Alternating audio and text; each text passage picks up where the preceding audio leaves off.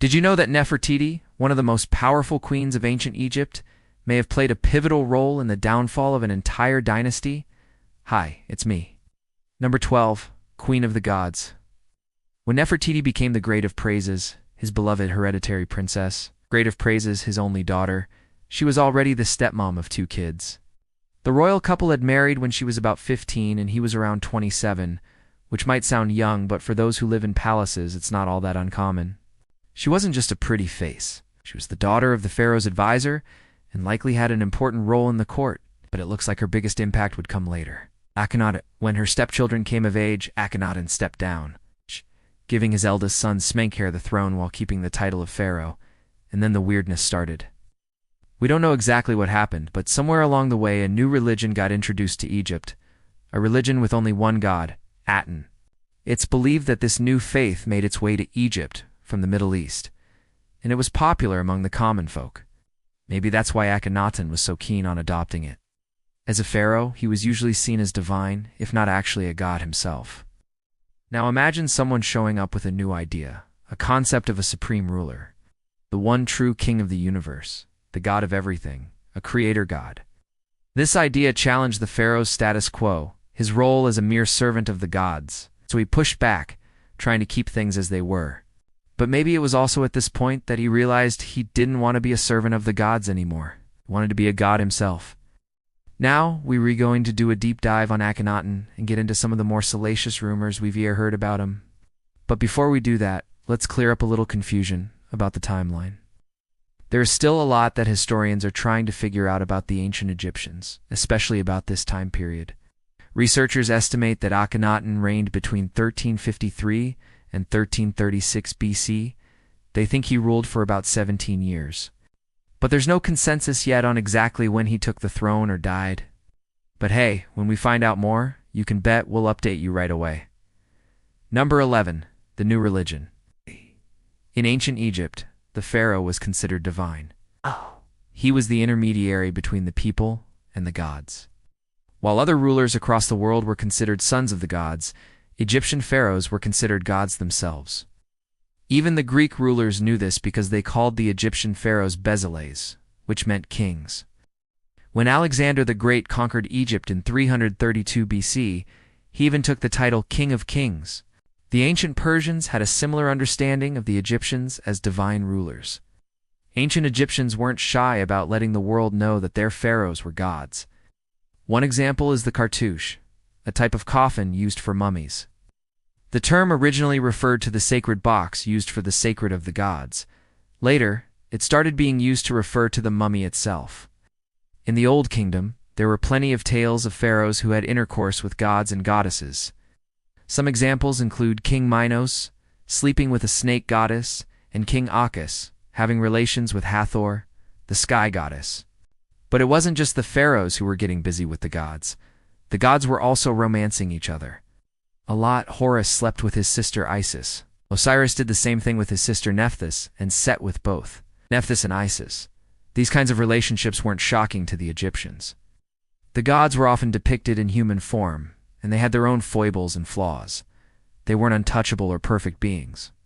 But when Akhenaten appeared on the scene, he shook things up by introducing a new religion to Egypt. This new religion featured one god named Aten.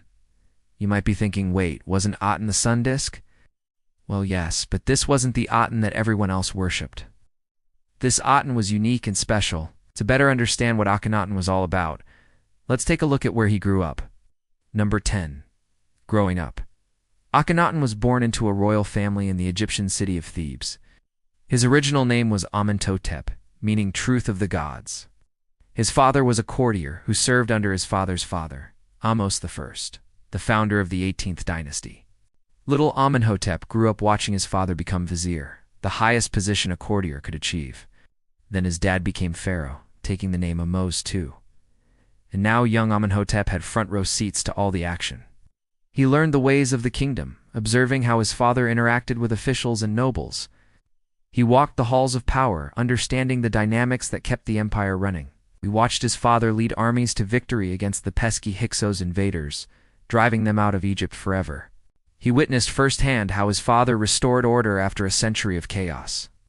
When his father passed away, it was his turn to take on the mantle of leadership. He chose the name Akhenaten, which means useful, beautiful, perfect. He took his place on the throne as pharaoh of Egypt, ready to guide his people into a golden age of prosperity and peace.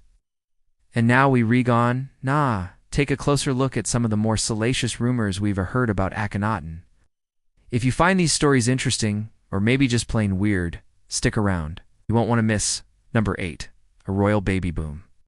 Akhenaten and Nefertiti had 6 daughters together. We know that much is true.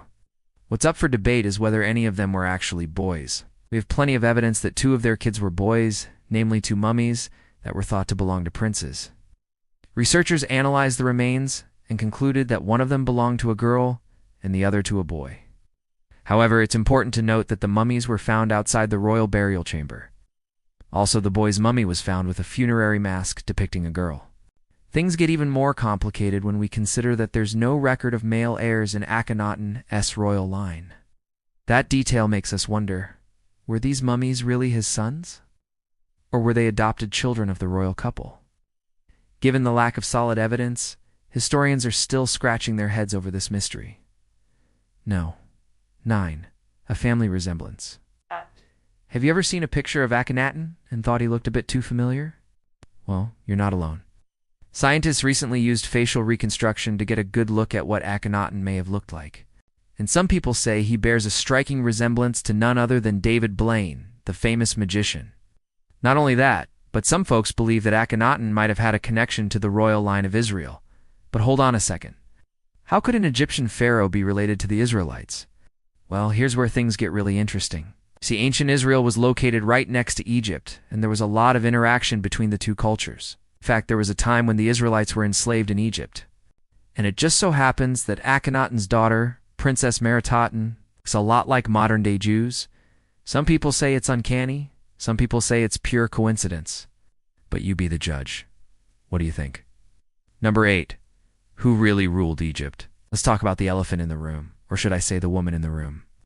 The story of Akhenaten and Nefertiti is one of the most talked about topics in ancient Egypt. Historians are still debating who was really in charge.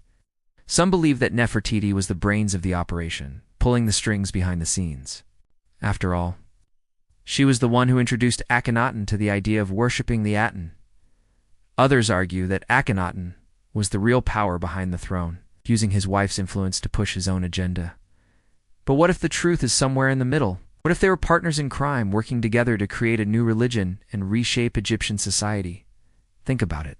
Akhenaten was the pharaoh, the ultimate authority in Egypt. He had the power to make big decisions and change the course of history.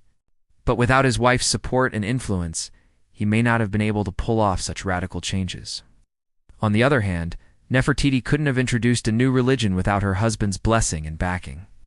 Together, they were a powerful couple, and they used their influence to create a legacy that would last for centuries. But it's important to remember that history is written by the victors. And in this case, the victors weren't Akhenaten and Nefertiti. Their daughter Smenkhare took over after them and quickly erased any trace of her parents from the historical record. She went as far as to destroy the Aten and replace it with Amen. So it's possible that she didn't want anyone to remember her parents' radical rule. That makes it even more important for us to dig deeper, to look beyond the official records and uncover the truth about Akhenaten and Nefertiti.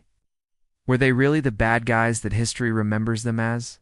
Or were they just misunderstood innovators who were ahead of their time? It's up to us to decide. Thanks for watching. If you liked this video, be sure to subscribe for more updates. See you next time.